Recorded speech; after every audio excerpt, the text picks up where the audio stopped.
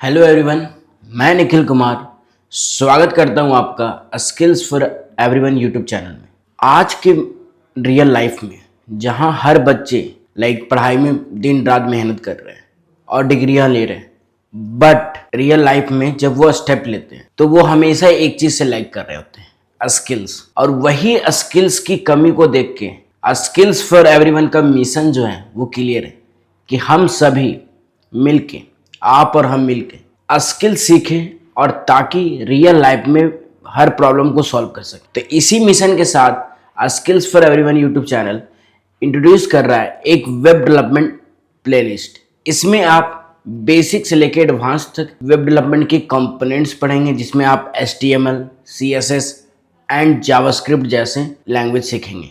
और ये जो पूरा सेशन होगा इसमें आप मेजरली 4 प्रोजेक्ट्स बना रहे होंगे, जिसमें 3 माइनर, एक मेजर प्रोजेक्ट होगा जो आप अपने रेज्यूमे में या पोर्टफोलियो में मेंशन कर पा रहे होंगे।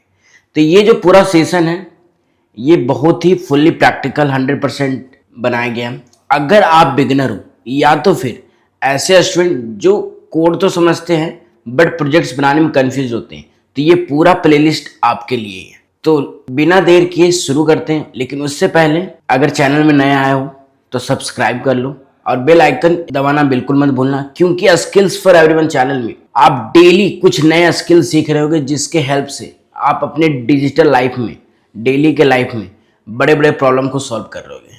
तो लेट्स स्टार्ट, बिना देर किए स्टार्ट करते हैं। So ready. तो सबसे पहले बात करें अगर नॉर्मल कि स्किल्स फॉर एवरीवन, मैंने पहले बोल दिया कि स्किल्स है जो हम सभी को समझते हैं कि एक ही में है। ये हमारा एक फुल स्टैक वेब डेवलपमेंट का प्रोग्राम है, जिसमें हम पढ़ाने वाले हैं फ्रंट एंड को।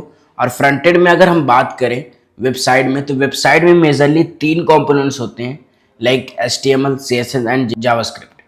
अगर आपको वो पूरा वीडियो देखना है तो वो वीडियो पूरा लिंक में डिस्क्रिप्शन में इंक्लूड है, वहाँ पे आप जाके देख सकते हैं कि वेबसाइट्स के फंडामेंटल्स क्या होते हैं, कैसे इंटरनेट काम कर रहा होता है। ये सारे वीडियोस पहले से अपलोड है। आज हमारा जो पूरा सेशन है वो स्टार्ट हो रहा है HTML के लर्निंग रोड मैप में। आज की बात करें तो आज का जो HTML का पूरा लर्निंग जो रोड मैप होगा उसमें हम सबसे पहले समझेंगे कि HTML अंडरस्टैंडिंग करेंगे, उसके यूज केस को समझेंगे, फिर एक HTML का पेज बनाएंगे। उसके बाद हम बनाएंगे VS कोड में अपना फर्स्ट HTML पेज, जहाँ पे हम प्रिंट करेंगे हेलो वर्ल्ड।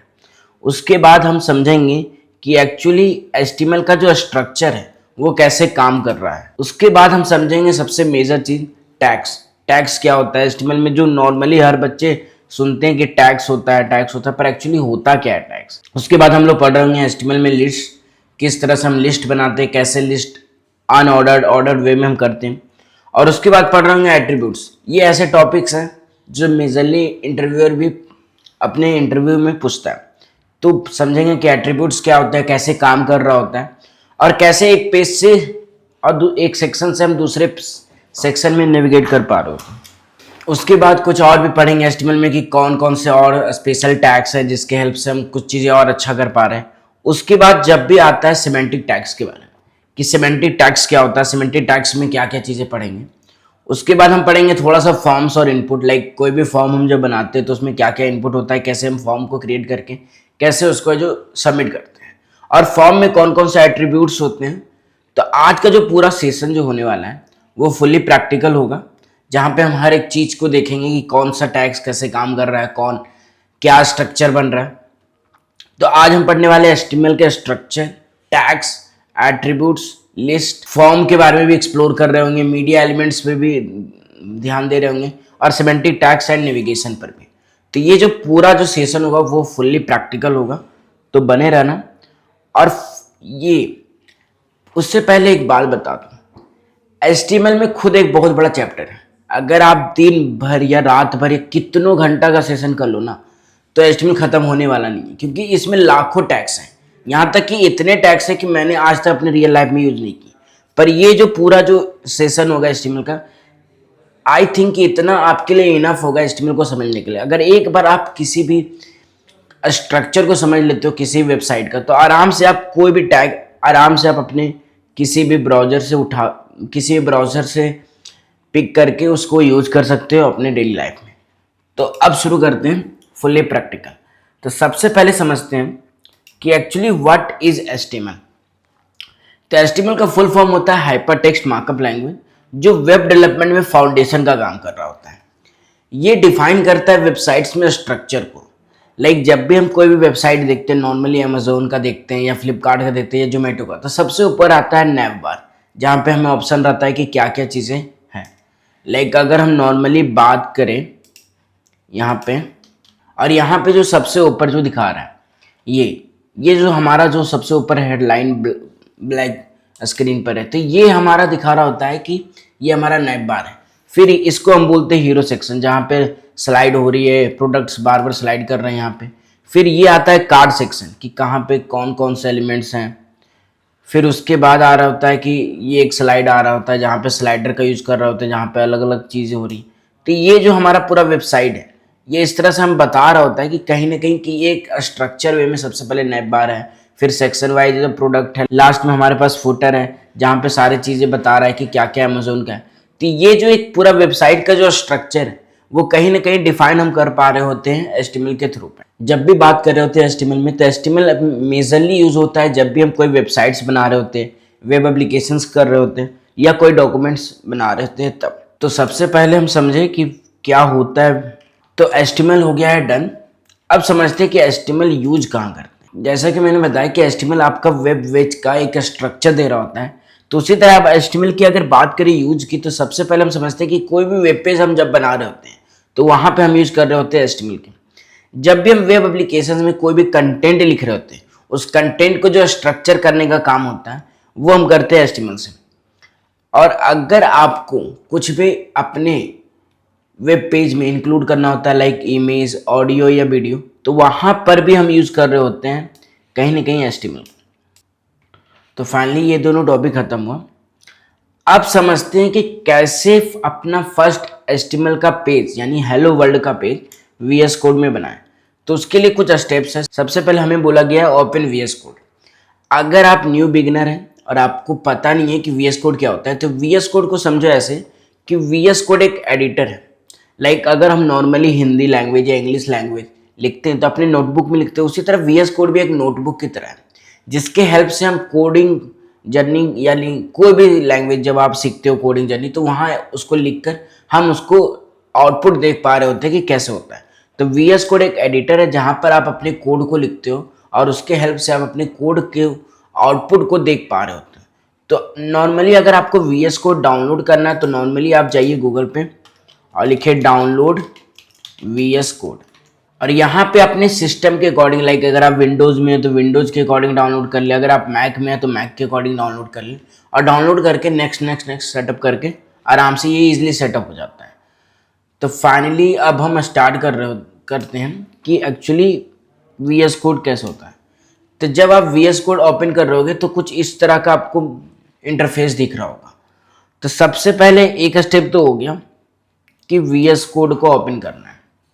अब दूसरा स्टेप बता रहा है कि create a new file and name it index.html। तो अगर आपको कोई भी फाइल बनाना है या ओपन करना है, तो आप यहाँ पे फाइल एक्सप्लोरर में आएंगे और यहाँ पे ओपन फोल्डर का ऑप्शन लेंगे। अब यहाँ पे आपके पास ऑप्शन आता है कि कौन से फाइल में या कौन से डॉक्यूमेंट्स में आपको वो फाइल बनाना है। तो मैं आपको प्रेफरेंस दूंगा कि एक नया फोल्डर बनाइए, लाइक HTML कोर्स नाम का, और इसको क्रिएट कर लीजिए। और जैसे ही इसको क्रिएट किए, इसको फिर सेलेक्ट करके ओपन कर लीजिए, और फाइनली यहाँ पे ओपन हो गया, ये आपको दिख रहा है। तो अगर इसके अंदर आपको एक फाइल बनाना है, तो यहाँ पे जो फर्स्ट लाइन दिखा रहा है वो दिखा रहा है न्यू फाइल, और जो दूसरा आइकन दिखा रहा है वो दिखा रहा है न्यू फोल्डर। मतलब अगर आपको कोई नया फोल्डर फिर से बनाना है तो उस पर आप क्लिक कर सकते हैं, लेकिन अभी तो मुझे फाइल बनाना है, तो मैं नॉर्मली यहाँ पे क्लिक करके index.html लिख देता हूँ। अब ये index.html ही क्यों, बाकी दूसरा फाइल क्यों नहीं? क्या हम दूसरा लिख सकते थे? आप कॉज लिख सकते थे, आप चाचा.html लिख दूं, आप मामा.html लिख दूं, कोई इशू नहीं। बट एक्चुअली ये सब जो लिखने का पर्पस होता है वो बिल्कुल गलत होता है। index.html इसलिए हम लिखते हैं कि जब भी हम एक वेबसाइट बना रहे होते हैं तो उसमें मल्टीपल पेजेस होते हैं। उस पेजेस में हमें हर एक पेज का एक स्पेशल नाम देना होता है, ताकि जो वो फाइल हो वो ताकि वो जो फाइल हो वो समझने में आसानी हो कि कौन सा फाइल कौन सा काम कर रहा है। और ये जो index.html है वो हमें बता रहा होता है कि एक्चुअली वेबसाइट का जो सबसे मेन पेज और जो फ्रंट पेज है वो index.html है। इसीलिए हम प्रेफरेंस देते हैं कि नॉर्मली हम index.html लिखें। अब समझते हैं कि आगे का क्या स्टेप है। अब बोल रहा है कि right a basic HTML template, एक बेसिक HTML का टेम्पलेट लिखने, और उस तो इसको हम लिखते हैं, लेकिन उससे पहले समझते हैं कि install live server extension in VS code. मतलब VS कोड में एक एक्सटेंशन हमें डाउनलोड करना होगा। तो जब भी आपको कोई भी एक्सटेंशन डाउनलोड करना होता है तो नॉर्मली आप अपने इस आइकन पर आएँ, यहाँ पे एक्सटेंशंस का ऑप्शन आ रहा है, एक्सटेंशन पर क्लिक करके आप नॉर्मली सर्च करें लाइव सर्वर। जैसे ही आप सर्च करते हैं तो सबसे टॉप पर जो आ रहा है लाइव सर्वर ऋत्विक देव नाम का, उसको आपको इंस्टॉल कर लेना है। और जैसे इंस्टॉल किए, फाइनली ये इंस्टॉल हो गया और सारे कट करके, तो नॉर्मली इंस्टॉल तो हो गया। अब हमें उस फाइल को रन करना है, राइट क्लिक करके ओपन विद लाइव सर्वर। तो यहाँ पे ऑप्शन जब हम क्लिक करते हैं राइट क्लिक, और यहाँ पे देखते हैं कि ओपन विद लाइव सर्वर का ऑप्शन आ रहा है। बट अगर हम एक चीज़ भूल गए कि हमें अपना एक HTML का स्ट्रक्चर लिखना होता है, तो सबसे पहले हम ऐसा करते हैं कि कुछ भी लिख देते हैं, like this is like I am going to be a web developer in next few days, और फाइनली इसको फिर हम लाइव सर्वर के साथ ओपन कर लेते हैं। और ये देखें, जैसे ही आपने ओपन किया, आपके ब्राउज़र में कुछ इस तरह का कंटेंट आ गया, लेकिन आपने अभी स्ट्रक्चर HTML का लिखा नहीं, फिर भी कैसे आ गया? एक्चुअली हुआ क्या कि जब आपने HTML का एक फाइल बनाया तो वो समझ गया कि इसमें अब जो भी कंटेंट होगा वो कहीं ना कहीं ब्राउज़र पर शो हो रहा होगा, पर ये अभी फुल्ली स्ट्रक्चर वे में नहीं है। तो चलिए अब समझते हैं कि HTML का स्ट्रक्चर कैसे होता है। तो नॉर्मली जब हम अभी जो लेटेस्ट मार्केट में चल रहा है HTML का, वो चल रहा है HTML5 वर्जन।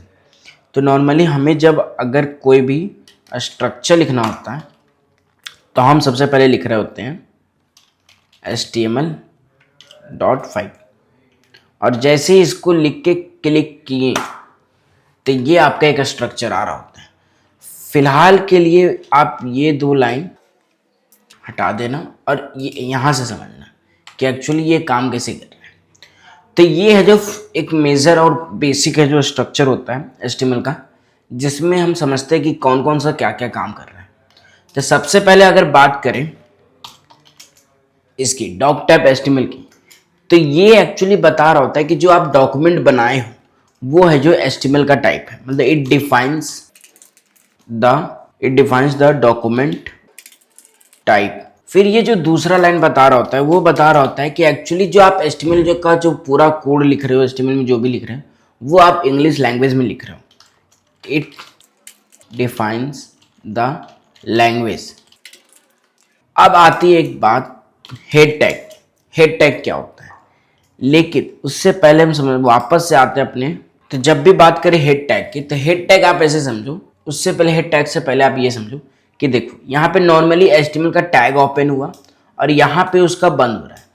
तो सबसे पहले आप बेसिक सा एक चीज़ समझो आप पहले कि टैग क्या होता है। अब यहाँ पे टैग का मतलब ऐसे समझो कि जब भी आप कुछ एंगुलर ब्रैकेट ओपन करके उसकी क्लोज करते हैं और उसके अंदर कुछ भी लिख देते, लाइक चाचा,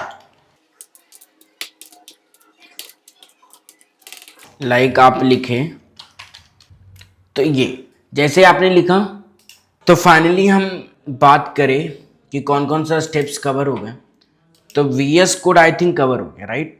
लाइक VS कोड हमने ओपन कर लिया, एक नया फाइल भी बना लिया index.html के नाम पे, और एक बेसिक सा HTML का जो टेम्पलेट था वो भी देख लिया कि कैसे होता है, और लाइव सर्वर भी डाउनलोड कर लिया था एक्सटेंशन में VS कोड। अब इसको हमें जो रन करते हैं उस फाइल को by right clicking and open with live server. तो जब हम VS कोड को ओपन करेंगे और राइट क्लिक करके ओपन विद लाइव सर्वर को क्लिक किए तो उसके बाद देखो क्या हुआ, परफेक्ट। फाइनली जब हम रन किए ओपन विद लाइव सर्वर के साथ, तो एक फाइल ओपन हो गया जो जिसमें सबसे ऊपर जो यहाँ पे हेडलाइन लिखा हुआ है वो लिखा हुआ है डॉक्यूमेंट।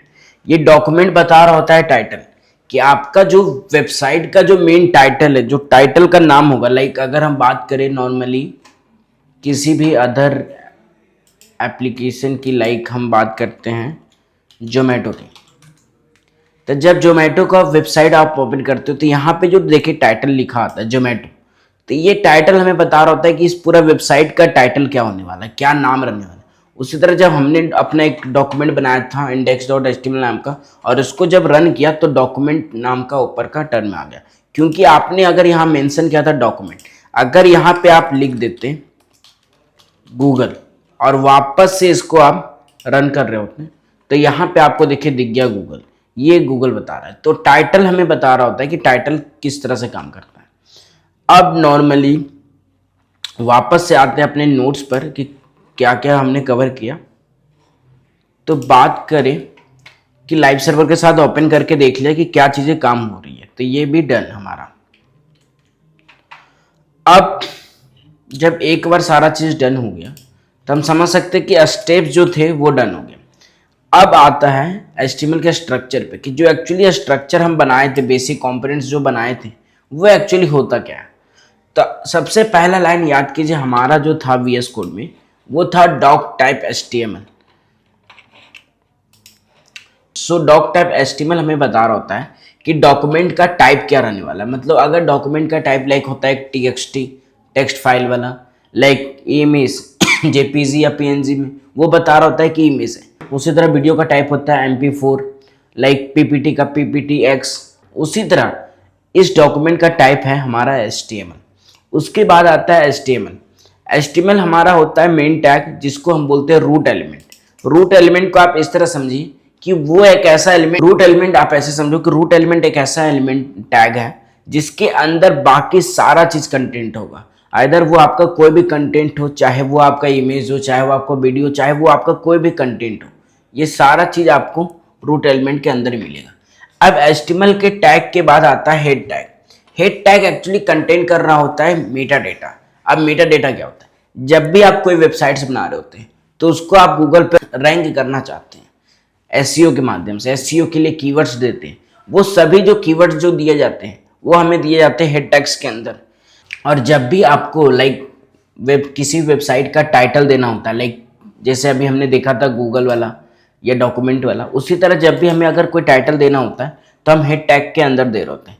जब भी हमें कुछ लिंक करना होता है, अब लिंक का मतलब क्या हुआ कि लिंक का मतलब ऐसे समझो कि जब भी हम HTML के डॉक्यूमेंट में हम बाहर का कोई रिसोर्सेज इंक्लूड कर रहे हैं, लाइक वो कुछ लाइब्रेरी हो गई जिसको हम यूज करना चाहते हैं, लाइक कोई CSS का फ्रेमवर्क या लाइब्रेरी यूज कर रहे हैं, जैसे हम बूटस्ट्रैप हो गया, या बाहर का कोई भी रिसोर्सेज यूज कर रहे हैं जो हमारा ब्राउजर समझ रहा है, तो वो सभी लिंक करने का जो काम करता है वो लिंक टैग्स होता है। और फिर है जो, अगर हमको कोई CSS का फाइल नहीं बनाना है अलग से, और उसी वेब HTML के वेब पेज में ही, HTML के डॉक्यूमेंट फाइल में ही अगर हमको उसको स्टाइल करना है तो हम नॉर्मली स्टाइल टैग का यूज करते हैं हेड टैग के अंदर, और उसको स्टाइल करके फिर हम CSS का भी यूज कर सकते हैं। हेड टैग के बाद आता है हमारे पास बॉडी टैग। बॉडी टैग बता रहा होता है कि जो भी आपका कंटेंट, अगर इस ब्राउजर की बात करें तो यहाँ पे आपको कुछ भी यहाँ पे शो नहीं हो पा रहा है, क्योंकि हमने अभी तक बॉडी टैग में कुछ लिखा ही नहीं। अगर लेट सपोज अगर हम बॉडी टैग में कुछ भी लिख देते आई एम डेवलपर और इसको रन करते वापस से, तो देखो यहाँ पे एक चीज दिख रहा होता है आई एम डेवलपर। मतलब बॉडी टैग के अंदर आप जो भी लिखते हो वो आपके ब्राउजर पे शो हो रहा होता है, विजुअल हो रहा होता है कंटेंट के रूप में। तो वही है जो, इसीलिए हम बोल रहे हैं कि HTML है जो कंटेंट जो भी होता है वो विजुअल करता है। तो एक्चुअली बॉडी टैग कंटेनर की तरह है जो आपका कंटेंट को स्टोर कर रहा होता है। तो ये होता है HTML का स्ट्रक्चर। अब नॉर्मली ये सेम स्ट्रक्चर यहाँ है, बट यहाँ पे एक चीज़ है lang is equal to en। ये क्या होता है, ये क्या बता रहा होता है, तो एक्चुअली ये बता रहा होता है कि आप जो लैंग्वेज यूज़ कर रहे हो वो यूज़ कर रहे हो इंग्लिश, इंग्लिश यूज़ कर रहे हैं, क्योंकि नॉर्मली अगर हम देखें तो यहाँ पे इंग्लिश वर्ड यूज़ कर रहे हैं, इसलिए हम यहाँ पे लिखते हैं लैंग्वेज en। अब यहाँ पे एक चीज़ समझने वाली बात है, नॉर्मली जब हम HTML यहाँ लिखे तो लास्ट में भी HTML लिख रहा होता है। तो ये हमें बता रहा होता है कि HTML यहाँ से स्टार्ट हुआ और यहाँ पर ख़त्म हुआ। उसके बाद आता है हेड टैग जो यहाँ पे ओपन हुआ और यहाँ जाके उसको एंड किया गया, और फिर ये बॉडी टैग जो यहाँ पे स्टार्टिंग हुआ और यहाँ पे एंड हुआ। अब समझते हैं कि तो ये कुछ स्ट्रक्चर था जो डन हुआ। अब इसका एक एग्जांपल नॉर्मली हम जब देखें, एग्जांपल की बात करें कि इसका एग्जांपल क्या हो सकता है, तो नॉर्मली अभी हमने देखा कि तो अब हम समझते हैं कि अपना एक फर्स्ट पेज कैसे बनाए। तो वापस से इसको है जो हम क्या करते हैं, इसको हटा देते हैं और लिखते हैं HTML.5 और वापस से एंटर करते हैं। अच्छा, इसको आप एक और तरीके से भी ला सकते हो। शिफ्ट के साथ 1 दबाओगे तो ये एक्सक्लेमेटरी आ जाएगा। इसको ये एक एमिट की तरह काम करता है और वापस से आपको कुछ दे देता है। अब यहाँ पे बाकी सब चीज़ें तो सेम है, लेकिन ये जो मेटा नेम का जो व्यू पोर्ट है और ये कैर सेट UTF-8 है, ये दोनों अलग चीज़ें आ जाती हैं। तो इसको ऐसे समझो कि जो मेटा कैर सेट UTF-8 है वो आपको बता रहा होता है कि जो आपका कंटेंट है वो UTF इनकोडेड होता है, और जो व्यू पोर्ट है लाइक आप अपने डिवाइस में जो भी बना रहे होते, जो भी डिवाइस में उस डिवाइस के अकॉर्डिंग ये अपने आप को सेट कर रहा होता है उस कंटेंट को। ये दोनों मेटा टैग का काम ये होता है। तो नॉर्मली अब हम यहाँ पे बना रहे हैं सबसे पहला नॉर्मली हेलो दुनिया, आई एम डेवलपर, और इसको फिर run open with live server के साथ करते हैं। तो ये आपका आ गया हेलो दुनिया आई एम अ डेवलपर। तो इसी तरह नॉर्मली काम कर रहा होता है हमारा कोई भी फर्स्ट वेब पेज। इसका हम टाइटल भी चेंज कर सकते हैं, लाइक अगर हमको लिखना हो माई फर्स्ट वेब पेज और वापस से इसको हमें जो रन कर रहे होते हैं तो हमें दिख रहा होता है माई फर्स्ट पेज जिसमें हम लिखे हैं हेलो दुनिया आई एम अ डेवलपर। तो यहाँ पे हमें जो अलार्म बजा चुके हैं कि कैसे हम एक डेवलपर बन रहे हैं फर्स्ट पेज के साथ स्टार्ट करके। तो आप भी अपना असाइनमेंट जो भी कंप्लीट कर रहे होगे, जो भी ये वेब पेज बना रहे होगे, कमेंट में ज़रूर बताना कि बनाया था कि नहीं बनाया था और कैसा लगा फर्स्ट पेज बना के। तो अब बात करते हैं, एग्जाम्पल्स हो गए हमारे तरफ से एंड। अब हम समझते हैं कि एक्चुअली HTML का टैग्स क्या होता है। टैग्स को समझना है तो सबसे पहले ऐसे करो, आप ओपन एंगुलर ब्रैकेट करो और उसके अंदर फिर क्लोजिंग ब्रैकेट लगा दो और इसके अंदर आप कुछ भी लिख दो टैग और वापस से इसको क्लोज करो। और ये देखो, मतलब हर एक वो चीज़ जो आप एंगुलर ब्रैकेट में किए और कुछ भी लिख दिए, लाइक चाचा लिख दिए और इसको आप जब क्लोज किए तो ये एक टैग बनेगा। तो अब आप बोलोगे कि सर ये टैग है जो एक प्रोफेशनल टैग है। नहीं, एक्चुअली क्या होता है कि HTML में प्री डिफाइंड टैग्स हैं जिसका कुछ मीनिंग है। लाइक अगर हम बात करें नॉर्मली इमेज के लिए, तो इमेज के लिए हम यूज कर रहे होते हैं IMG और नॉर्मली हम जब लिखते हैं तो देखिए इमेज का एक टैग आ गया। उसी तरह अगर हमको लिखना है कुछ पैराग्राफ तो हम P लिखे और पैराग्राफ का एक टैग आ गया। ये कुछ शॉर्टकट्स हैं, लाइक आप ऐसे भी लिख सकते हो और ये भी एक पैराग्राफ का टैग बन गया। तो ये सब एक्चुअली टैग होते हैं। टैग कुछ नहीं होता, टैग एक ऐसा समझो, एक्चुअली टैग एक एलिमेंट होता है जिसके अंदर आप कुछ कंटेंट लिख रहे होते हैं और वो कंटेंट आपके ब्राउजर पर विजुअल हो पाता है। मतलब ये कि with the help of tags आप एक वेब पेज का स्ट्रक्चर बना रहे होते हैं जिसमें आप डिफाइन कर रहे होते हैं कि कौन सा कंटेंट किस काम का कर रहा है। लाइक अगर आपको कोई इमेज यूज करना है, कोई आपको वीडियो क्लिप करना है, कोई ऑडियो क्लिप करना है, तो उसके अकॉर्डिंग जो प्री डिफाइंड हमने बनाए हुए HTML ने बनाया हुआ है टैग्स, वो आपको यूज करना होता है और उसके अकॉर्डिंग आपको काम करना होता है। तो चलिए पढ़ते हैं कि एक्चुअली मेजरली कौन कौन से टैग्स कॉमनली यूज करते हैं। तो अगर हम नॉर्मली बात करें कि हमारे पास कौन कौन से टैग्स अवेलेबल है, तो चलिए बात करते हैं कि नॉर्मली कौन कौन से टैग होते हैं। सबसे पहले होता है हेडिंग टैग, जो नॉर्मली हम लोग यूज कर रहे होते हैं अपने रियल लाइफ में। नॉर्मली अगर हम बात करें यहाँ पे जोमेटो ऐप जब हमने ओपन किया और इसको हम क्या करते हैं कि ये जो सबसे पहला लिखा हुआ जो है Zomato India number 1 food delivery app, तो ये जो जोमेटो टॉप पर दिखा रहा होता है ये कहीं ना कहीं एक हेडिंग की तरह काम कर रहा होता है। तो वैसे ही हम अपने जब हम कोड लिखते हैं वापस से लेके आते हैं शॉर्टकट और यहाँ पे हम यूज कर रहे होते हैं लाइक H1/6 और यहाँ पे 6 करके फिर हम कुछ लिख रहे होते हैं like I M web developer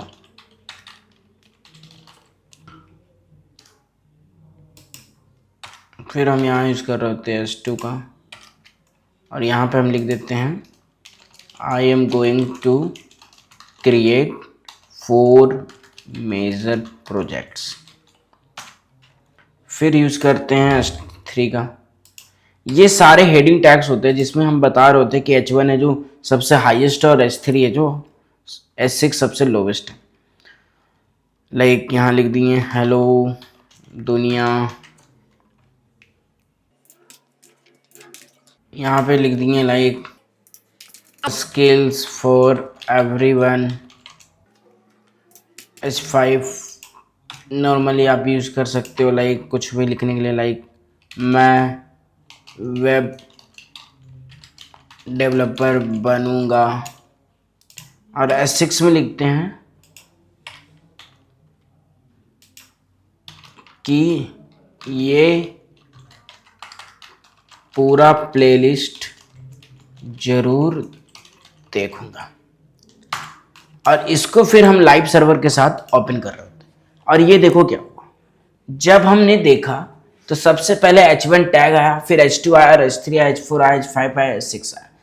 तो ये सभी है जो हमारा हेडिंग टैग होता है जो नॉर्मली हम यूज़ कर रहे होते हैं। जहाँ H1 टैग हमें बता रहा होता है कि ये सबसे बड़ा फॉन्ट साइज होगा और ये सबसे बोल्ड होगा, और वहीं पे S6 हमें बता रहा होता है कि ये हमारा नॉर्मली सबसे कम होगा और सबसे बेसिक होगा। तब आपके माइंड में आ रहा होगा कि क्या सर S7 नाम का भी हम टैग बना सकते हैं। आप कौन बना सकते हैं S7। जब हमने क्लिक किया,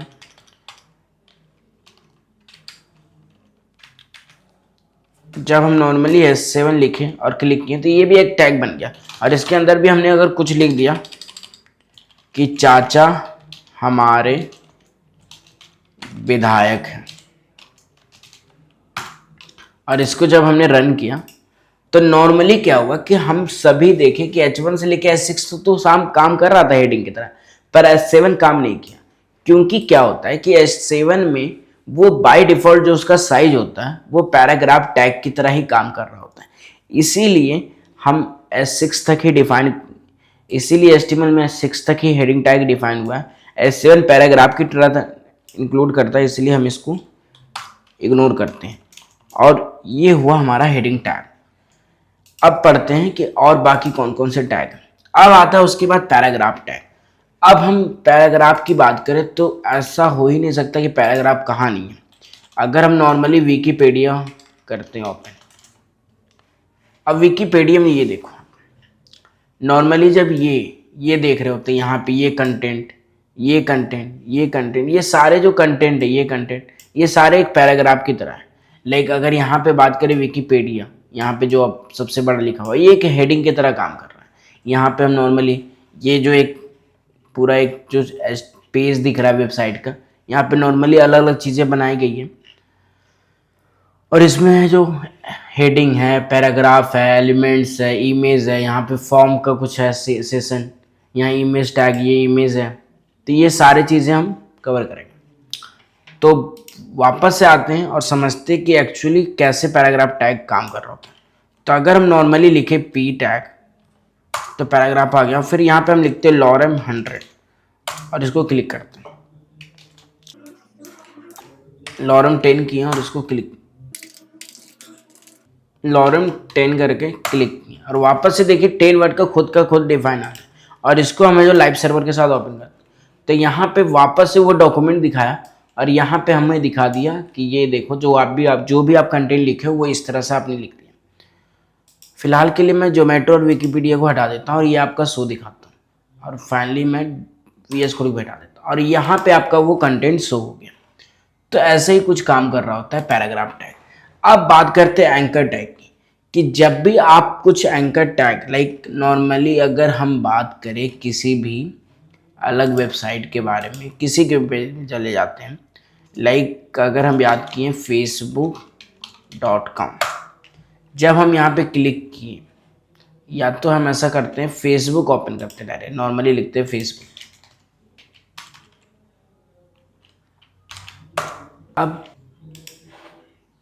लेट सपोज हम लिखते हैं क्रिकबज। अब क्रिकबज जो आया और यहाँ पे आके ये देखो, ये जब हमने यहाँ पे ऑप्शंस पर देखा और देखते ही ये जो ये एक ब्लू लाइन बना के नीचे एक अंडरलाइन बना दिया, और जैसे ही इस पर हम क्लिक की तो वापस से एक पेज खुल गया क्रिक बस का। तो सेम चीज़ें हम बनाने वाले हैं। उसके लिए हम क्या करेंगे, सबसे पहले इस लिंक को कॉपी कर लेते हैं,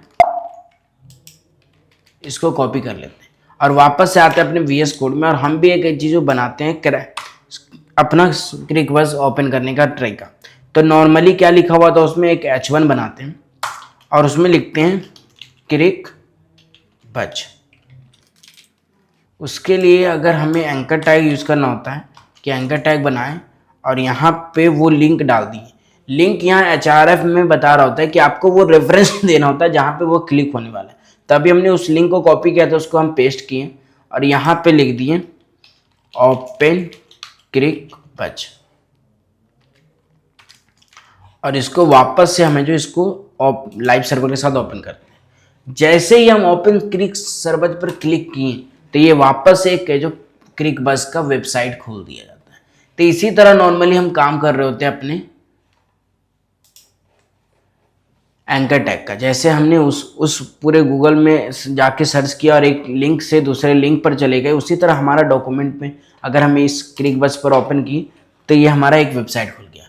तो इस तरह से कुछ काम कर रहा होता है एंकर टैग, जहाँ पे आप कोई भी अगर लिंक को एक लिंक से दूसरे लिंक में जा रहे होते हैं तो वहाँ पे आपको यूज़ करना पड़ता है। तो हमारा heading tag I think done हो गया, राइट।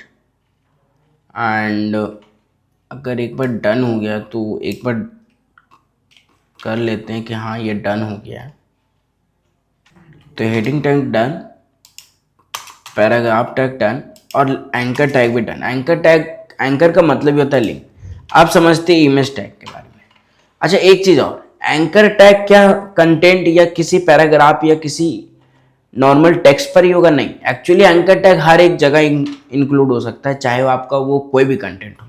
नॉर्मली अब हम ऐसा करते हैं, एक ऐसा प्रोजेक्ट बनाते हैं जिसमें हम क्या करते हैं कि इमेज को इमेज को पहला इमेज टैग का यूज करते हैं, और इमेज टैग को इंक्लूड करते ही यहाँ पे क्या करता है, इमेज में एक आया SRC होता है इमेज टैग का एक एट्रीब्यूट। एट्रीब्यूट क्या होता है? एट्रीब्यूट होता है कि किसी भी टैक्स के बारे में उसको थोड़ा सा और डिफाइन कर रहा होता है। यहाँ पे SRC मतलब सोर्स बताना होता है हमें कि इमेज का कौन सा सोर्स है। लेट्स सपोज हम वापस से आते हैं अपने ब्राउज़र पर और यहाँ पर एक बढ़िया सा वेबसाइट खोल रहे होते हैं अनस्प्लैश, जहाँ पे अच्छे अच्छे ब्यूटीफुल इमेज मिलते हैं हमें। तो हम नॉर्मली क्या कर रहे होते हैं, नेचर से रिगार्डिंग कुछ एक इमेज देखते हैं, और आई थिंक ये अच्छा लग रहा है। इसका हमें जो कॉपी कर लेते हैं इमेज एड्रेस, और वापस से इमेज कोड में आके सोर्स में हम V कर देते हैं, कंट्रोल V, और यहाँ पे इसको लाइव सर्वर के साथ ओपन कर लेते हैं। जैसे ही हमने ओपन किया तो ये देखो हमारे वेबसाइट में भी एक इमेज आ गया, वही इमेज। मतलब क्या हुआ कि इमेज टैग को हम यूज़ किए, और इमेज टैग को यूज़ करने के बाद उस सोर्स में उस इमेज का एड्रेस दे दिए, तो ये हमारे ब्राउज़र पर वो इमेज ओपन हो गया। बट ये इमेज काफ़ी बड़ा है, तो इसको हम थोड़ा सा अपना स्टाइल दे सकते हैं। नॉर्मली हम क्या करेंगे, स्टाइल नाम का टैग यूज़ करेंगे। स्टाइल नाम का टैग यूज़ कर रहे होंगे, जहाँ पे हम लिखेंगे विथ 200 पिक्सल एंड हाइट लिख रहे होंगे 150 पिक्सल। और वापस से जब इसको हम रन किए तो अब ये देखो परफेक्ट हो गया, एक छोटा सा इमेज बन गया जो काफ़ी अच्छा लग रहा है देखने में। तो कुछ इस तरह से हमारा इमेज टैग काम कर रहा होता है। लेकिन लेट सपोज मान लो कि ये एड्रेस एक तरह से एरर हो गया, एक मैंने हटा दिया, तो हम क्या कर रहे होते हैं, अल्टरनेट जो ALT नाम का एट्रीब्यूट्स है यहाँ पे लिख रहे होते हैं कि एरर, या अल्टरनेट में आप अगर लिख दिए इनवैलिड सोर्स, तो ये अगर हम यहाँ पे लिखें और लेट सपोज अगर किसी भी इमेज का रेफरेंस आपका एरर हो गया या लोडिंग में इशू हो गया, तो वहां पर है जो हमें लिख रहा,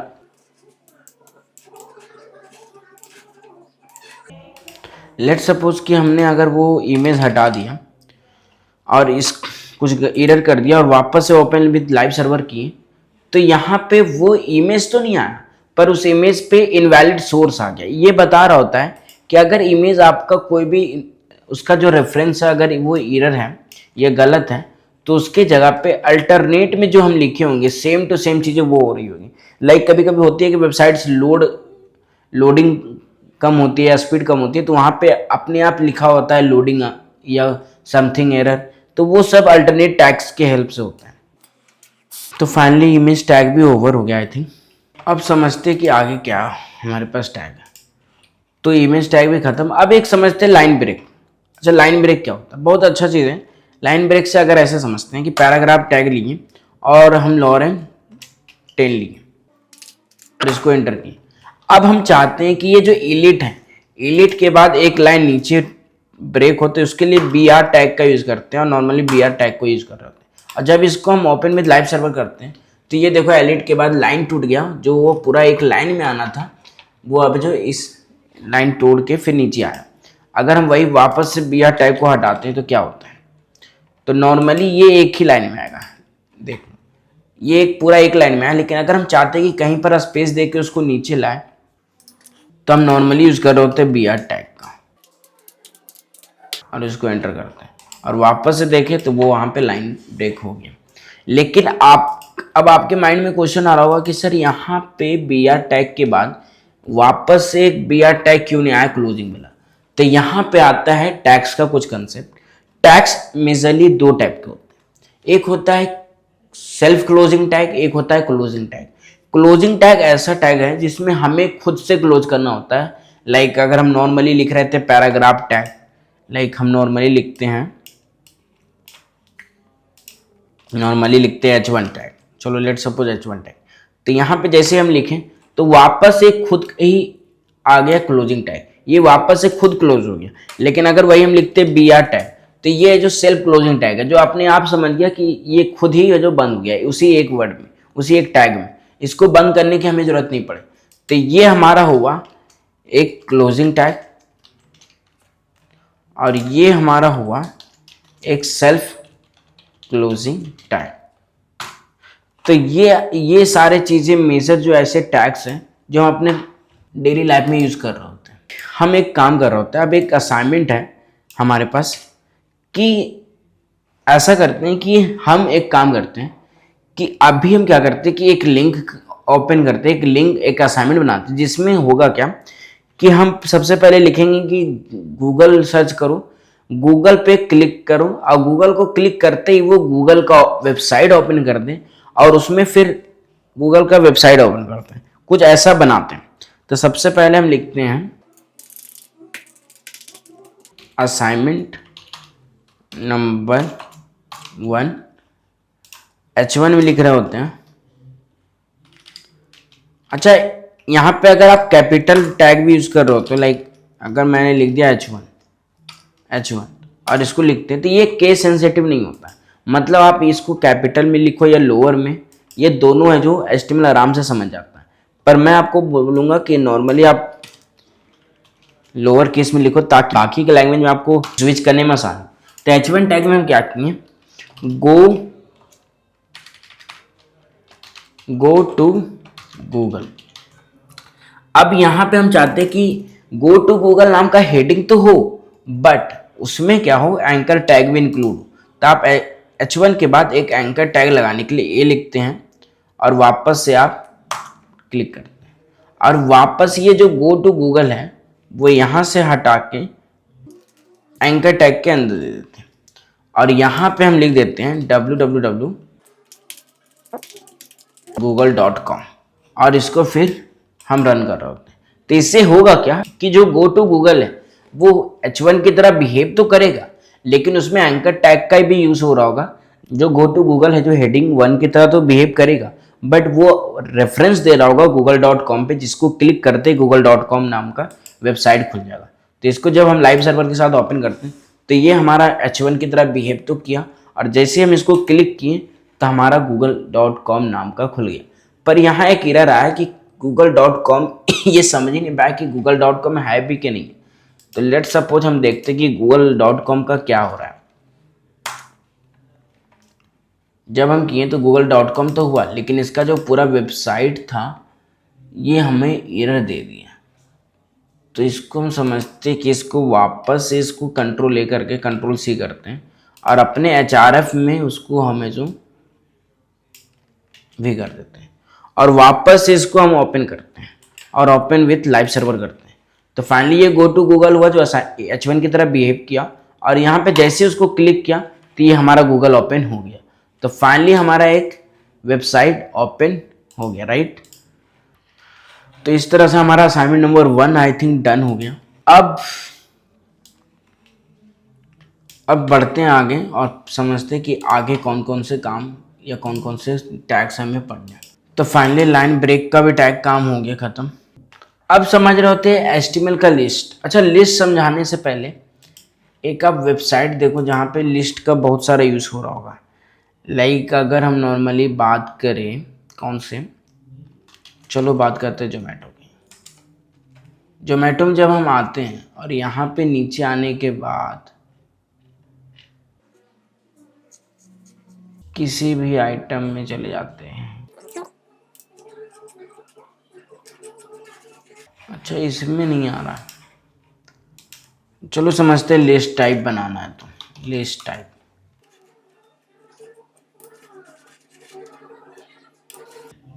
लेट सपोज ये इस तरह से का कुछ कंटेंट हमें बनाना होता है कि लाइक फ्रूट्स का टाइप है, वेजिटेबल का लिस्ट है, ग्रॉसरी का लिस्ट है।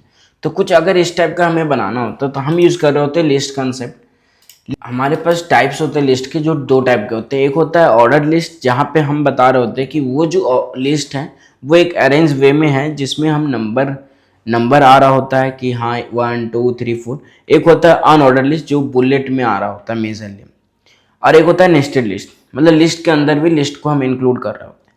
तो इसका एक एग्जांपल हम समझते हैं कि OL नाम का लिस्ट बनाया और इसमें फर्स्ट सेकंड नाम का एक बना लिया। तो इसको हम कंट्रोल C किया और वापस से अपने VS कोड में जो रन करना चाह रहे हैं। टेंशन मत लीजिएगा, आपको जो भी नोट्स और असाइनमेंट्स बन रहे हैं वो आपको लिंक में मिल जाएंगे, तो घबराइएगा मत। और लेट्स देखते हैं कि क्या होता है। जब हम ओपन विद लाइव सर्वर के साथ ओपन किए तो यहाँ देखिए फर्स्ट एंड सेकंड में आ गया, फर्स्ट एंड सेकंड। अब यहाँ पर यूज़ कर रहे थे OL हमें बता रहा होता है कि ये ऑर्डर लिस्ट है। अगर वही हम यूज़ कर यहाँ पे समझते हैं बेसिक से कि कैसे बनाया गया। तो OL जब हम की और LI इंटू 2 की तो ये वापस एक ऑर्डर लिस्ट बन गया जिसमें 2 लिस्ट बने। मतलब अगर हम चाहते हैं कि एक अनऑर्डर लिस्ट बनाए तो UL लिखें और UL में अंदर की और उसको वापस से लिख के LI नॉर्मल लिखें और एक LI ख़त्म हुआ और उसके बाद एक और लिस्ट बना ली और इसमें इंसर्ट कर दें। अब LI में आप कुछ भी लिख सकते हैं। लाइक अगर मुझे लिखना हो वेजिटेबल का नाम लाइक पोटैटो, लाइक लिखना हो बैगन तो बैगन लिख दिए। और अब ये क्या होगा कि पोटैटो और बैगन जब हम इसको रन करेंगे लाइव सर्वर के साथ तो हमें दिख रहा होगा डॉट बुलेट लिस्ट में।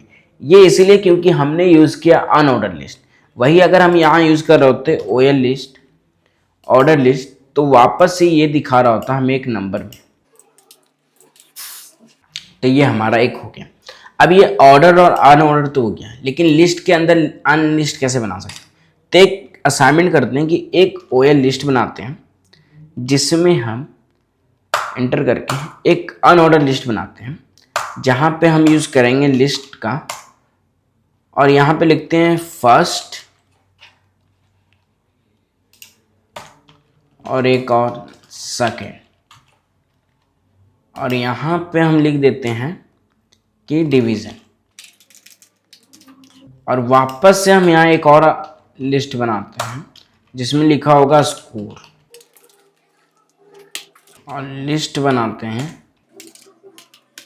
कि फर्स्ट का 350 आया और सेकंड का 290 आया। और इसको जब हम लाइव सर्वर के साथ ओपन किए तो कुछ इस तरह से हमें शो हुआ। तो ये देखिए एक आया डिवीज़न नाम का और एक आया स्कोर नाम का, 2 लिस्ट। उसमें फर्स्ट लिस्ट था जो बता रहा होता है कि ये फर्स्ट है ये सेकंड है। तो कुछ इस तरह से काम कर रहा होता है हमारा लिस्ट। तो ये हो गया हमारा एक लिस्ट के अंदर हम एक और लिस्ट भी बना सकते हैं। तो ये हमारा था नेस्टेड लिस्ट। तो कुछ इस तरह से काम किया। तो हमारा ये चीज़ भी डन हो गया, टैग्स हमारे डन हो गए, तो यहाँ पे डन किए, लिस्ट भी डन हो गया और उसके एग्जाम्पल भी बेसिक से डन हो गया। अब आता है एक एट्रीब्यूट्स कि एट्रीब्यूट्स क्या होते हैं। तो ऐसे समझो कि एट्रीब्यूट्स वो होते हैं जो जब भी हम कोई भी टैग्स यूज कर रहे होते हैं तो टैग्स में हम टैग्स को थोड़ा सा और डिफाइन करने के लिए, लाइक आईडी होते हैं, क्लास होता है, सोर्स हमने पढ़ा था इमेज और मीडिया टैग के लिए, एचआरएफ हम पढ़ते हैं हाइपरलिंक जहाँ पे एंकर टैग का यूज कर रहे थे और यहाँ पर रेफरेंस दे रहे थे कि कौन सा होता है, और अल्ट जहाँ पे इमेज टैग में हम अल्टरनेट का यूज कर रहे थे, और स्टाइल टैग जो हेड टैग के अंदर हम नॉर्मली स्टाइल कर रहे होते हैं। अब आता है एक पेज से दूसरे पेज में कैसे जंप करें, या एक पेज से दूसरे पेज में कैसे जंप करें। तो नॉर्मली इसको भी आप यूज कर रहे होते हैं एंकर टैग में, जहाँ एचआरएफ में आपको लिखना होता है उस पेज का नंबर। लाइक नॉर्मली अगर हम बात करें, एक पेज बनाते हैं about.html और इस पर हम वापस से लाते हैं और यहाँ पे लिखते हैं दिस इज अबाउट पेज, और हमारे इंडेक्स डॉट पेज में लिखते हैं एंकर टैग जिसमें लिखेंगे about.html और यहाँ लिख रहे होंगे होम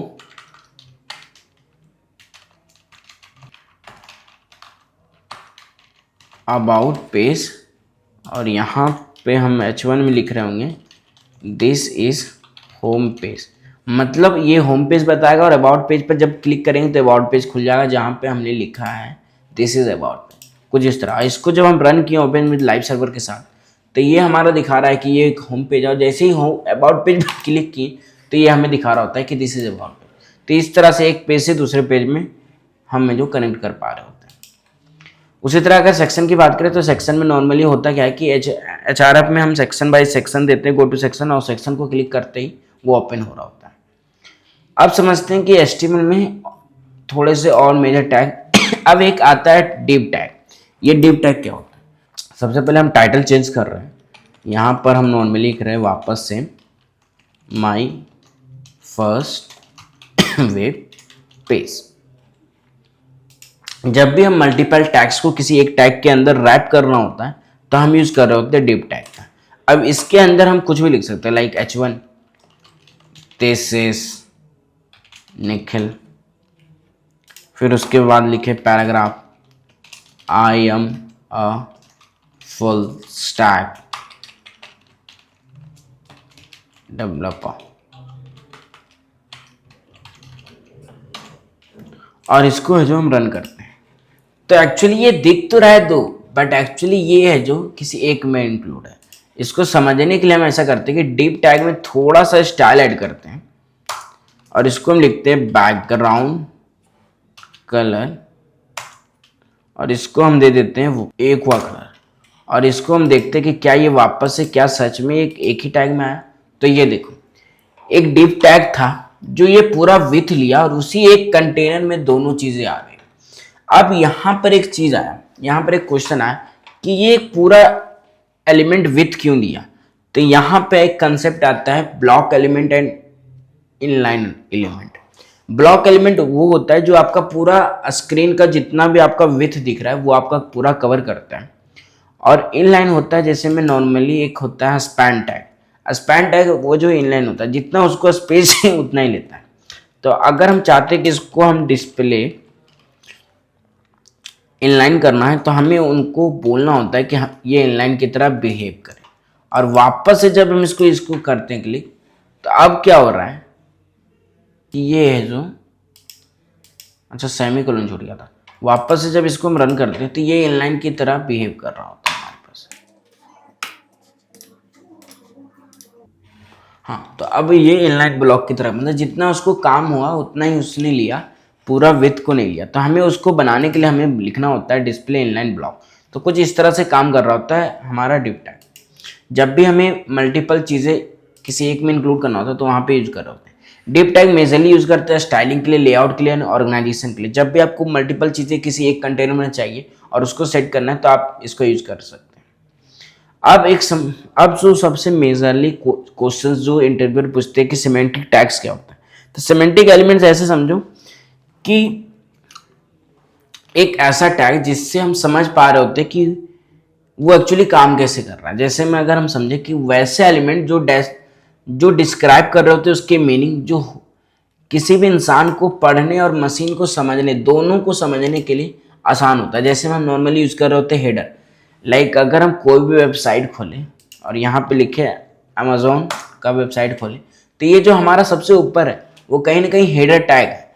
तो इस वो हमें बता रहा होता है। उसी तरह हमारे पास आता है हेडर टैग। लाइक उसी तरह अगर हम नीचे वापस से आएँ और यहाँ पर ये दिख रहा है जो सेक्शन, ये हमारा होता है फुटर। तो ये होता है फुटर टैग। उसी तरह आर्टिकल्स, कुछ आर्टिकल्स लिखे होते हैं सेक्शन वाइज की, हर एक सेक्शन होता है। नैप बार, वही नैप बनाने के लिए। तो एक ऐसा करते हैं, एक छोटा सा एक बनाते हैं, हम भी यूज़ कर रहे होते हैं हेडर टैग, जिसमें हम नैप बार बनाने का काम करते हैं। अब सेकेंड वेब असाइनमेंट नंबर हम बनाते हैं, जिसमें मेरा असाइनमेंट होगा कि एक नैप बार यूज़ करें सिमेंटिक टैग्स का यूज़ करके, और एक बेसिक सा एचटीएमएल का यूज़ करके हम एक नैप बार बनाए नॉर्मली। तो सबसे पहले हम यूज करते हैं हेडर सिमेंटिक टैग और उसके अंदर हम लिखते हैं नैप। अब ये जो नैप लिखे उसमें फिर हम लिखें, सबसे कॉमनली क्या होता है, लोगो होता है। तो जैसे ही हम डॉट लोगो नाम का क्लिक किए और जैसे इसको क्लिक किया और वापस से आया, तो यहाँ पर ऑटोमेटिक बन गया एक डिव टैग, जहाँ पे वहाँ पे क्लास हमें बता रहा होता है लोगो। अब ये क्लास क्या होता है, तो क्लास ऐसे समझो कि नॉर्मली रोहित नाम का लड़का एक क्लास में मल्टीपल हो सकते हैं, लेकिन हर रोहित का अलग अलग यूनिक आईडी हो सकता है। तो ऐसे ही क्लास भी मल्टीपल, एक ही डॉक्यूमेंट में एक क्लास नाम का अलग अलग चीज़ें हो तो सकती हैं, और उसको हम मेजरली एक कभी भी किसी भी क्लास को मेजर अगर कुछ लाइक हमें स्टाइल करना होता है तो वहाँ पर यूज़ कर रहे होते हैं। तो क्लास एक तरह से एट्रीब्यूट है जो हमें बता रहा होता है कि हम उसको एक यूनिक चीज़ दे रहे हैं। और आईडी होता है कि जो पूरे डॉक्यूमेंट में एक ही आईडी नाम का होगा। Class can be duplicate but ID can't. तो यहाँ पर नॉर्मली क्या करते हैं, एक इमेज टैग यूज करते हैं और हम उसको क्या करते हैं, हम इमेज टैग में एक इमेज इंक्लूड करते हैं, राइट। ऐसे ही कुछ होता है। तो हम ऐसा करते हैं कि वापस से HTML में आते हैं और इसको हम करते हैं कॉपी लिंक HTML का, और वापस से यहाँ पे आके अमेजोन का हम कॉपी को पेस्ट कर देते हैं। तो ये अमेजोन का कॉपी का पेस्ट हो गया। अब इमेज टैग के बाद उसके बाद क्या हो रहा होता है, उसके बाद हमारे पास आ रहा होता है कहीं ना कहीं, लाइक अगर हम वापस से अमेजोन पर आए अब क्या है, उसके बाद हमारा एक कंटेंट है जिसमें क्या है कि डिलीवरी टू अमृतसर एक कंटेंट है, पैराग्राफ टैग और अपडेट लोकेशन है, जिस पर क्लिक करते ही वापस से एक अलग चीज़ आ जाए। तो ये सब काम हो रहा है कुछ ऐसा, राइट। तो ऐसे को ही कुछ बनाते हैं, ठीक है। वापस से आते हैं हम अपने VS कोड में, और यहाँ पर हम लिखते हैं कि एक डिव टैग बनाएं जिसमें हमको मल्टीपल चीज़ें चाहिए। तो एक डिव टैग लिए जिसमें लिखना, मान लो कि हम लिखते हैं लोकेशन का एक डिव टैग बना रहे हैं, लोकेशन का डिव टैग बना रहे हैं, जिसमें सबसे मेजर चीज़ क्या था, एक पैराग्राफ टैग था जहाँ पर लिखा हुआ था डिलीवरी टू अमृतसर, राइट। तो हम लिख देते हैं डिलीवरी टू अमृतसर, और उसके नीचे लिखते हैं H3 यूज करके अपडेट लोकेशन, और यहाँ पर यूज कर रहे होते हैं हम एंकर टैग का, और इस अपडेट लोकेशन को वापस से एंकर टैग के अंदर हम इंक्लूड कर रहे होते हैं, और यहाँ पे हम लिख देते हैं https://www.google-map.com। तो ऐसा कुछ हो रहा होता है, और अब हम इसको लाइव सर्वर के साथ ओपन कर रहे होते हैं। तो जैसे ही हुआ तो यहाँ पे चीज़ें कुछ और ही दिख गई, हमारे पास ना वेब पेज आया और ये सब चीज़ें। लेकिन अब हुआ क्या कि ये सब चीज़ एक लाइन के नीचे एक और लाइन दिखने लगा। तो एक्चुअली हुआ क्या कि इसे हमें फिर स्टाइल के साथ सेट करना होता है कि कैसे ये काम कर रहा है। तो इसको अगर हम एक काम करते हैं, क्या स्टाइल दे ही देते हैं ताकि वो सेटअप लगे कि हाँ थोड़ा सा तो बना है, और इसको हम करते हैं डिस्प्ले फ्लेक्स, और यहाँ पर इसको रन करते हैं। वापस से जब इसको रन की तो अब ये फाइनली हमारा, तो कुछ इस तरह से हमारा नैप बार का नॉर्मली सा बेसिक सा टैग्स बनता है। अब वापस आते हैं हमारे कि क्या क्या पढ़ना है, तो सिमेंटिक टैग्स कुछ ऐसे होते हैं। तो आज का सेशन यहीं तक। अगर आपको भी कोई डाउट आ रहा है कुछ भी यूज़ करने का तो बिल्कुल कमेंट कीजिएगा, लेकिन उससे पहले एक ऐसा करते हैं कि एक छोटा सा मेजर सा प्रोजेक्ट बना लेते हैं जिसमें हम छोटा सा चीज़ करते हैं। उसके लिए हम एक काम करते हैं, चैट जीपीटी ओपन करते हैं और उसी से पूछते हैं। नॉर्मली लोग क्या करते हैं कि चैट जीपीटी से प्रोजेक्ट्स बनाते हैं, हम ऐसा करते हैं, हम कुछ अलग करते हैं क्योंकि we are believing in the skills. हम ऐसे चैट जीपीटी से पूछते हैं कि एक एचटीएमएल का प्रोजेक्ट दो और उसको हम लोग बनाने का प्रयास करते हैं। तो नॉर्मली हम गए और चैट जीपीटी को ओपन किए और उसको कमांड दिए कि give me a project based on HTML और उसको बनाने का ट्राई करते हैं। गिव मी इन इमेज फॉर्मेट, ताकि उसको हम देख सके कि कैसे उसको बनाना है हमें, राइट। अच्छा, ये कोड भी दे दिया, वाह वाह। लेकिन हमें वैसा कुछ नहीं करना है, हमें नॉर्मली बोलना है कि give in A image format of HTML structure HTML project, बस। और उसको हम लोग खुद ट्राई करते हैं कि कैसे वो बन रहा है। स्टे लॉग आउट, देखते हैं कौन सा प्रोजेक्ट आता है, कैसा आता है। और जब भी आपको कुछ स्पेशल कोई टैग्स के बारे में यूज़ करना होता है तो आप नॉर्मली गूगल जाइए, उस टैग के बारे में पढ़िए, उस टैग के बारे में सर्च कीजिए और नॉर्मली आप उसको यूज़ कर सकते हैं अपनी डॉक्यूमेंट फाइल में। तो अच्छा, लॉगिन करने का ऑप्शन मांग रहा है, कर लेते हैं भाई, लॉगिन कर लेते हैं, क्या इशू है इसमें, लॉगिन ही कर लेते हैं यार। ये तो नॉर्मली ऐसा करते हैं, HTML प्रोजेक्ट ID बस सर्च करते हैं और इसको देखते हैं कि क्या बनाना है। और हम बनाते हैं, चल कुछ ऐसा कुछ बनाते हैं। तो ऐसा करते हैं कि ऐसा ही कुछ बनाते हैं जहाँ पे हम क्या कर रहे हैं, या तो कुछ ऐसा बनाते हैं। चलो ये चीज़ आई थिंक ईजी होगा।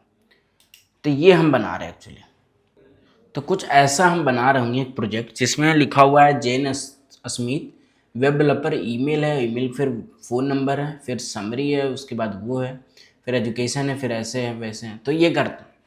तो सबसे पहले हम VS कोड पर आए और सारा ये हटाते हैं और ये सारे फाइल्स को हम क्या करते हैं, डिलीट करते हैं। ये डिलीट क्यों करना है, एक नया फाइल बनाते हैं प्रोजेक्ट नाम का और project.html लिखते हैं और वापस से इसको क्या करते हैं, HTML5 देते हैं। और सबसे पहले हमारा था H1 नाम का जिसमें लिखा था जैन स्मिथ और यहाँ पे जैन स्मिथ लिखे। उसके बाद हमारे पास था वेब डेवलपर पैराग्राफ के टाइप, तो नॉर्मली लिखे वेब डेवलपर। उसी तरह वापस से एक पैराग्राफ टैग है और उसमें लिखा हुआ है email this and phone this. तो यहाँ पे लिखे ईमेल टू लाइक nikhil@gmail.com और यहाँ पर स्लैश दे के फ़ोन नंबर लिख दिए 2980134446 ऐसा कुछ। और वापस से फिर आए और सफारी पर देखते रहते हैं कि क्या हुआ है। फिर हुआ समरी में लिखा हुआ है S2 की तरह से समरी। और समरी में हम लिखते हैं क्या, समरी में बेसिकली हम क्या लिखते हैं कि पैराग्राफ टैग में लिख रहे होते हैं कि I am web developer who is working in skills for everyone company like this, और ये डन हो गया। अब हम बात कर रहे हैं कि और क्या हो सकता है। वापस से आते हैं उस में और यहाँ लिखा हुआ है एजुकेशन। तो इस तरह से एक सेक्टर बना हुआ है, कहीं ना कहीं ये एक रेज्यूमे की तरह काम कर रहा है जहाँ पे आप नॉर्मली यूज़ कर रहे होते हैं एक नॉर्मली एजुकेशन में बात करें तो हम नॉर्मली क्या लिखते हैं, पैराग्राफ। सबसे पहले एक लिस्ट बना लेते हैं, ऑर्डर लिस्ट में हम क्या करते हैं li×3 और इसको जो एंटर करते हैं। तो सबसे पहले हमारा होता है नॉर्मली कि अभी हम क्या कर रहे हैं। तो चलो मान लेट सपोज कोई BSc कर रहा है, BSc इन जूलॉजी। फिर आता है 12th higher secondary school, right. और एक आता है सेकेंडरी स्कूल, कुछ ऐसा। तो कुछ ऐसा प्रोजेक्ट्स हम बनाते हैं और लास्ट में एक ऐसा करते हैं, काम करते हैं कि अपना तो एक इमेज ऐड कर ही लेते हैं। तो इमेज में गए और इमेज टैग में जाके एक बढ़िया सा प्रोफेशनल पिक भी देख ही लेते हैं। कौन सा प्रोफेशनल पिक है? Professional gents. और यहाँ से इसका कॉपी कर लिए इमेज का लिंक और यहाँ पे सोर्स में जाके उसको भी कर लिए और वापस से जब इसको हम रन करके ओपन विद लाइव सर्वर करते हैं तो कुछ इस तरह से हमारा एक बेसिक सा प्रोजेक्ट बन गया, जहाँ पे नाम बता रहा है, उसका टाइटल बता रहा है, उसका कंटेंट बता रहा है वो क्या है, और बीएससी करके कुछ ऐसा प्रोजेक्ट बन गया।